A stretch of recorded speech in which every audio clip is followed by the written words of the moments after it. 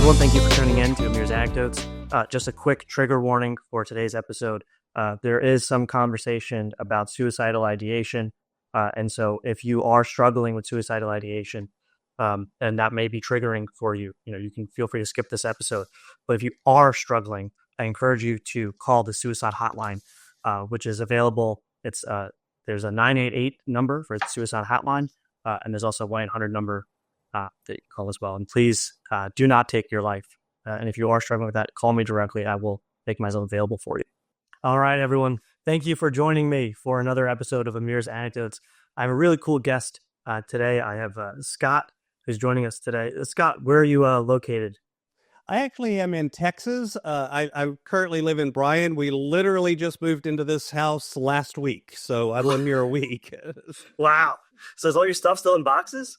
A lot of it is. Not everything, but a lot of it is. That's great. Well, listen, I appreciate you taking out your headphones and your microphone and your webcam. And the office got set up first because I work for myself, so that was literally the first room we set up was the office. So it's great. Great. So you're based out of Texas, and the cool thing with Scott here is you're one of the first guests on my show that I just kind of found on the internet that I don't know at all. So tell me about you and what do you do for a living and how old are you and all that good stuff. Sure. So I'm actually, well, here's another one. My birthday is next week, so I'm about to be 57. So I'll be turning 57 this month. And basically, I kind of, my journey and my wife's journey, I was going through life, went to college, have a couple of degrees in science. I had this idea I was going to be a medical researcher, did that for a little while, figured out, medical research is really about chasing grant money. It's not really about doing research and helping people. Mm-hmm. My real drive was always to help people. So I pivoted and became a school teacher. I did that for 16 years. I loved teaching. I loved pouring into the kids. I loved developing, not just the quote content, not just standing up at the front of the room and lecturing, sure, but actually working with young adults and getting them to go further and figure out what they wanted to do with their life and all of these sorts of things. That was the fun part. You had to teach some content stuff too, but sure. They paid you for that. So you had to do that. Or at least they paid you a little bit. I actually divorced my first wife and got remarried during that period of time. My wife and I had a young son. We went through some of the financial struggles that we'll talk about later during that period. And then I actually left that job, went into the corporate world, did that for 11 years. I worked for an educational testing company. So I went from teaching to testing for a living. My students said I joined the dark side. So, that's what it is. But I worked myself up to a kind of an executive position there, doing a high-end job, flying all over the country. I tell people, I know what a lot of airports and hotel conference rooms looks like. In a lot of really nice cities that I would have loved to have visited, but I didn't really visit them. I just flew there for work and then flew back out again. Did that for 11 years. And in the meantime, also started my own business on the side, doing what I call stewardship coaching. So that's working mainly with small business owners, helping them kind of align what they're doing around time and around money so that they can actually go do what they're supposed to be doing. And eventually I took that to be full-time. That's now my full-time business. It's why I can pretty much work from anywhere. I turn on the internet and, yay, I'm good to go. I'm back up and working. So that's amazing. Wow. Now since 2011. Wow, so you've almost had like 4 different lives, right? You started off in research. So research and then teaching, right? And then testing, right? The dark side, as you say, and then coaching. Right. So each one of those has its own like kind of arc of a story, right? Where you have the exposition, the climax, and then the epilogue there. And so when you think about all those different kind of arcs that your life took, how do you then frame that into like your sense of self-identity? Like Scott is what, right? Obviously you mentioned you're a father, you're a husband. What are all the different ways that you would identify yourself? So, role-wise, and I'm going to distinguish here between a role what I call an assignment and then what I would call my calling. So, sure, from a role perspective, I'm a husband, I'm a father, I'm a small business owner, I'm a coach, I'm a church member, I'm a member of a nonprofit board, I do volunteer work, those are kind of my roles. And obviously I've had a lot of different roles. I was a teacher. I was a small business owner. Actually, I started my first business when I was 12. So I think that itch goes even back further. And then I kind of went through and did, other things. So those have all been assignments or roles. Now, when I look at those things and I kind of look for the commonalities of what are the parts of these roles that give me energy, that feed my soul, that make me feel like, man, I'm doing the thing that I'm supposed to be doing. It's that core idea of pouring into others, developing others, helping other people find their thing is kind of my thing. When That's when I great. get a chance to do that and I see that light bulb go off and they're like, oh, wow, I can do that. I actually can. And they begin to believe that's what feeds my soul. That's what gives me energy. That's great. I'm sure that was probably like the best part of teaching is when you saw that in a student. And even in the testing job, that because I was an executive, my job was to develop other leaders in the company. That was part of my job. And that was the part of my job that I'm like, man, I wish I could do this all the time because they're having to hop on a plane and deal with, client stuff or that other stuff. But, that's not the way it works. So. Right. Yeah, of course. But that's great. That's really good that you know that about yourself. So, and as you think about that self-identity, right? That probably affected what we're going to talk about next, which is when you look back on those 4 arcs of your life, what is the most stressful or difficult financial situation that you found yourself in? Yeah. So early on, when I was a teacher, kind of towards the end of that 16 years, but I was still teaching. That was my full-time job. I actually worked for a private school. I did a lot of work with their science. I was a science teacher with their science fair and their science program. And it often involved, kind of late nights and long hours and all of these sorts of things. I lived out in the middle of nowhere. So I drove over an hour to get back and forth to work. So my commute was long. So a lot of times I'd be leaving work at, 9:30 at night, getting home at 11, get up the next morning at 5:30, drive to work, that kind of thing. And it wore on me physically. And on top of that, at that period, my wife and I were trying to build a house. We had a young son, we were starting a family, we're doing all of those things. And all of those things cause a lot of, we need this, we need this, we need to buy this, we need to get that, we need to do that. And we were using credit cards and other things. I'd stop on the way home at a Walmart or something, and I'd pick up some DVDs because I'm going to grade papers this weekend. I want to watch a movie, so I buy a DVD. My wife actually looked at me at one point and said, "Look, if you spend $200 buying DVDs on the way home, make sure there's $400 in the account because I'm going to go out tomorrow and find something for $200, because it's only fair, that kind of thing." So we were running up this large debt bill. And at the same time, I wasn't paid very much as a teacher. My wife was staying at home with their young son. She wasn't working. So, this debt was constantly rising, and it was on me. It was weighing on my mind that I was kind of torn between wanting to help my wife, help my family, be a good provider, these sorts of drives on one hand, and I'm not actually doing that. I'm not actually providing. I'm not actually doing a good job because this debt is mounting up and I'm not able to make enough money to do all of the things that we need and want to do. Wow. Yeah. So help me contextualize this a little bit and in the interest of transparency for our listeners. So at the height of that, how old were you and how much were you making and what was that maximum amount of debt that you had? Sure. So at the period where kind of I was at that peak point of stress, I was probably, 39, 40, right in that age group. Sure. I don't remember the exact year when it kind of started, but it would have been I was 39 or I was 40, somewhere right around there. At that point, I think I made 42,000 and change a year. So a little over 40 grand. And at the peak, our debt was actually $77,856.42. However, when we actually started the journey of getting out of debt, it was actually a little, almost 60,000. Because in the middle of that journey, I actually had a medical incident and it added $18,000 to our debt because of that part of the journey too. I lost part of my lung and had to have surgery. And it was one of those things where I went to the hospital in December, got released. So we paid all of, had those bills and had that deductible, and then had to be rushed back to the hospital in January, had all of those bills and all of that deductible. Yeah, that's how they get you. Yeah. Oh man, that's brutal. Yeah. So that happened when you were about 40, and how old are you now? It's 57. I'll be 57. Okay, wow. All right, so you're 17 years on the other side of that. So, Mhm. do you feel significantly better now? I hope you do. Oh, absolutely. I mean, Okay. from a financial perspective, from a stress perspective, from a life perspective, my wife and I communicate, we talk, we do a budget regularly, we look at our money Good. regularly, we're investing, we're doing all of those things that everybody says, we just moved into a new house, that kind of thing.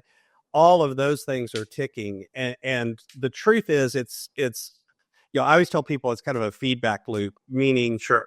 the stress creates the problem that then creates more stress that Yeah. then creates a bigger problem.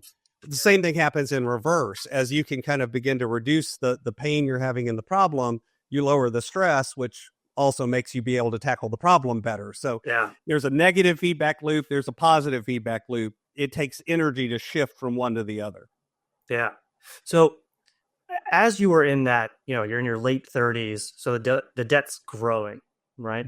Did you reach out to your community for help? Did you reach out to a bankruptcy attorney, to a financial advisor, to someone like that, or was there something in you that made you feel like you couldn't talk about it? Yeah. No, I mean, I think like most people, I felt a great deal of shame. I felt Mhm. a deal of fear. Again, there's especially for men, and there's a lot of studies that show this because men have a tendency, whether it's societal, whether it's biological, whether I don't know, I don't care, but we put a pressure on ourselves to be the provider, to be somebody Yeah. who's the protector, to be the person that's doing that. And because of that, when there's financial stress, a lot of times men feel a lot of shame and a lot of embarrassment. And most men are kind of taught, and I was one of those. I had a father that taught me, no, you don't talk about any of that stuff. Real men don't Yeah. cry. All of those messages that you get growing up Yeah. that are complete and total BS and aren't real, but Sure. doesn't matter. You hear them and you hear those voices in your head. And so, no, I shut down. I stopped talking to my wife. I didn't seek help from friends or family. I hid the situation. I actually thought I was hiding the financial situation from my wife. Truth is, she knew what was going on because she's a smart Mhm. lady. But, Yeah. I thought I was protecting her. I'm going to hide her from this. I'll bear all of this pain. She doesn't need to worry about it. Again, she just had a child. She's at home with a young son.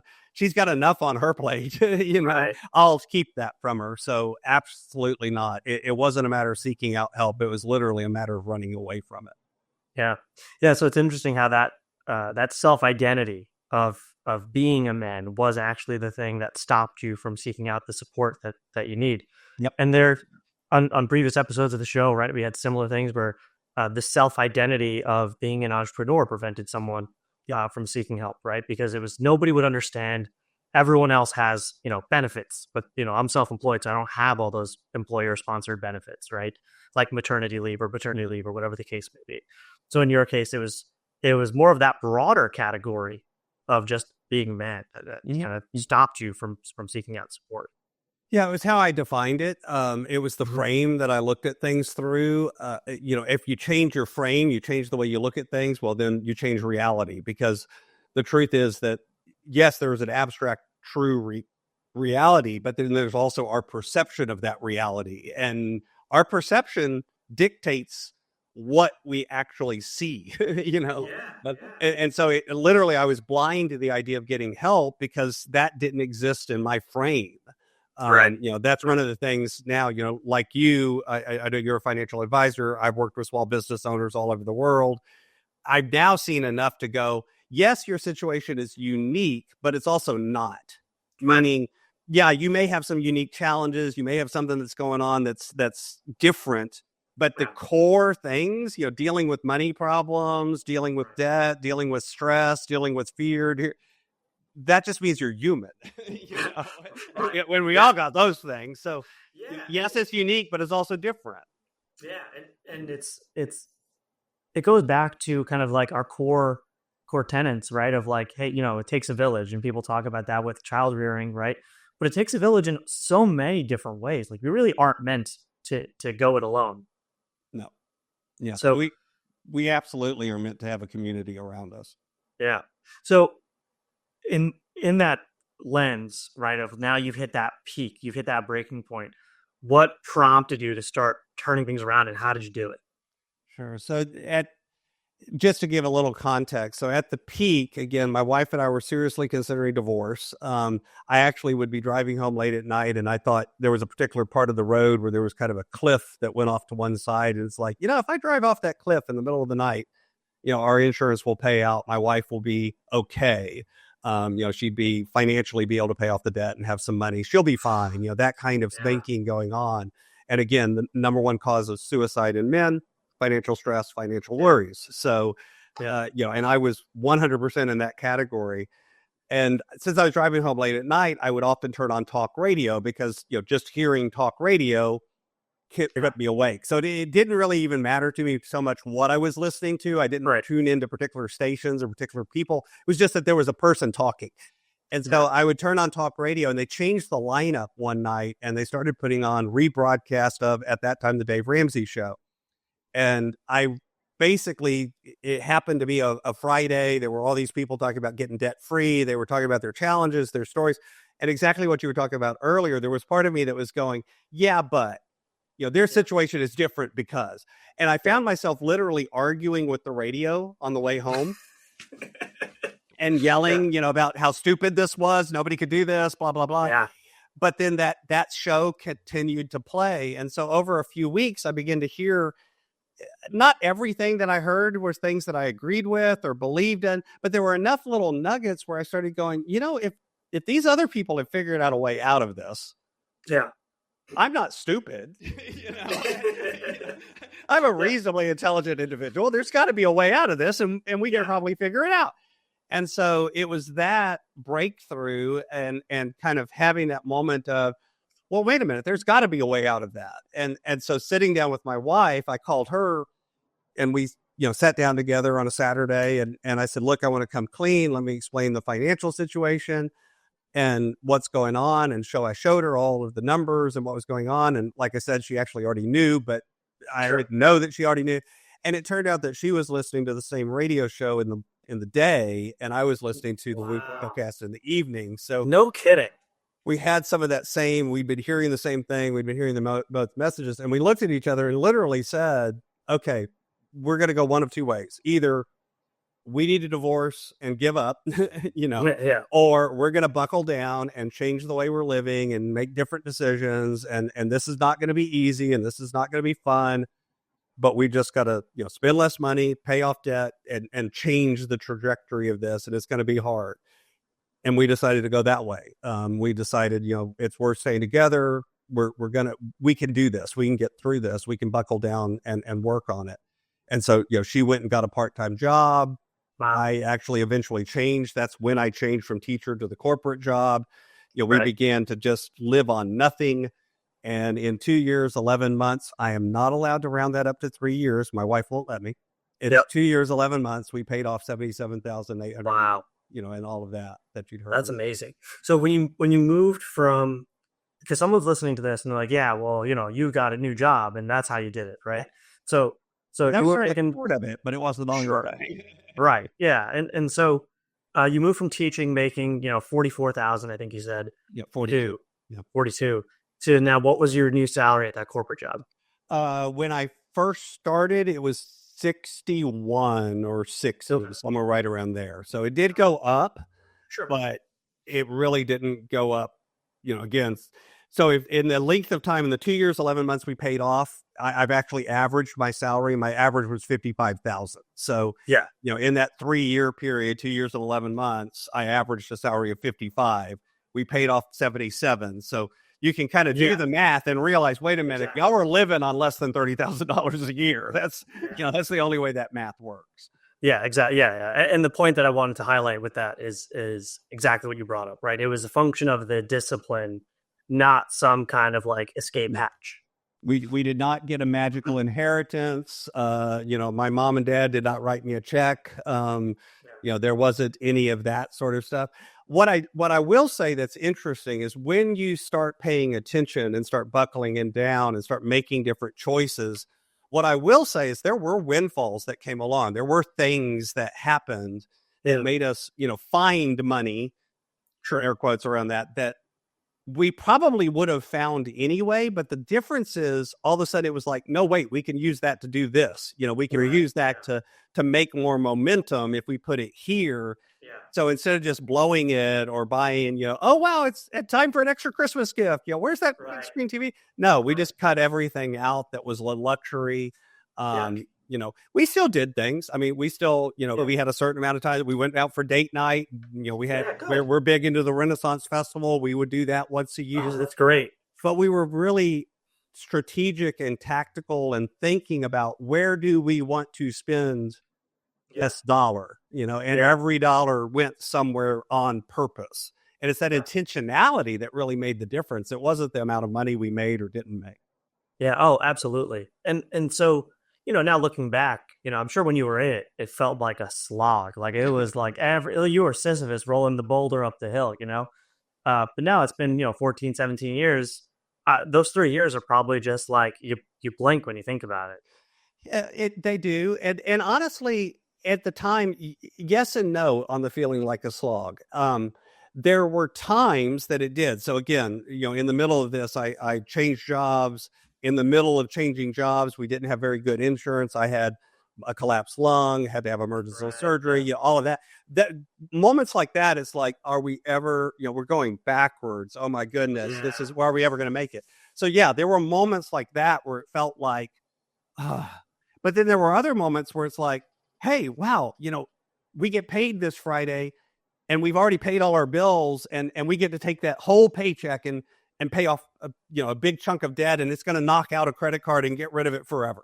There Yeah. were Yeah. moments where or hey, you know what? We're going to the Renaissance Festival and we've set aside the money to do Yeah. that. We've got a budget and we're going to go there. We're going to have fun. We're not going to worry about it. We're going to come home, and everything's taken care of. Yeah. That's great. So there were moments of joy within it too. It wasn't just slog, pain, Yeah. that kind of thing. Yeah. And also, I mean, to and now kind of if you were in that shoe today, if you think back to your mentality back then, we didn't have the ability for you to just very quickly open an app on your phone and start doing DoorDash at night, Yeah. right? Like you had to really think about, okay, what's my salary?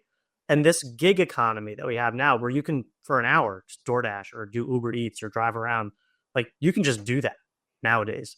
Would you have explored doing that as well if that kind of happened to you today with today's technology? We did some of that, but not Yeah. through that technology. So Yeah. again, I think when your frame is, hey, we want to make as much progress as we can, as quickly as we can, no matter what options you have, you begin to explore those options, Hey, and you begin to look at it. So we did things like we did pet setting.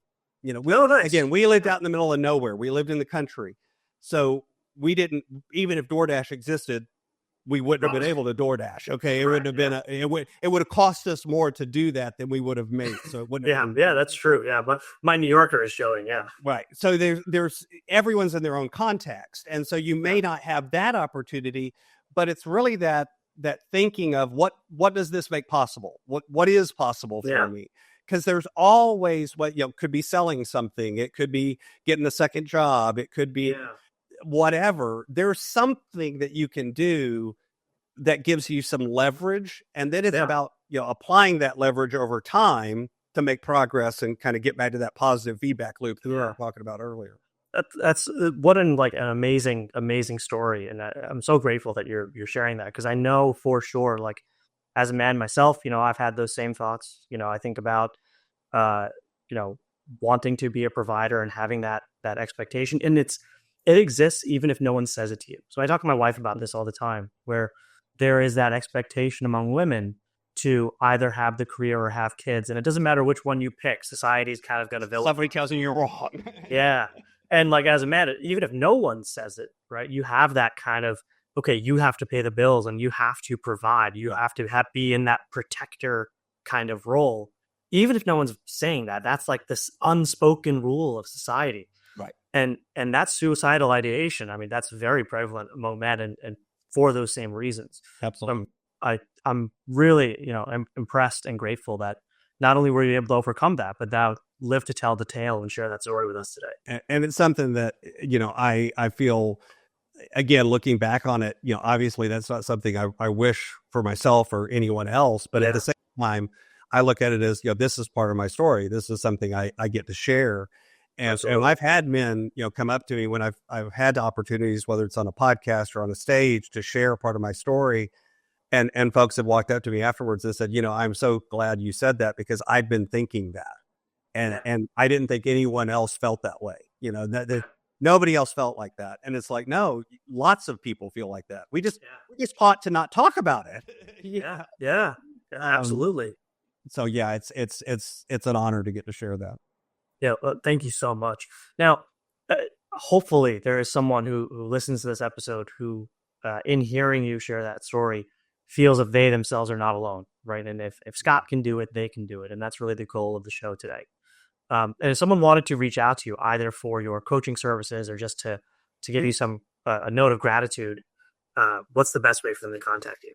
So I actually set up a landing page just for your listeners. So if you go over to my website, which is inspiredstewardship.com, and then just /anecdotes. And if you go there, there's a page, there's actually a link where you could get some resources, some things that might help you. Set up a call with me, reach out to me, give me a note. There's actually, I have a book, I have a podcast of my own. There's information about that as well. So the easiest way is if you just go to inspiredstewardship.com /anecdotes. That's great. Thank you so much, Scott, for sharing that.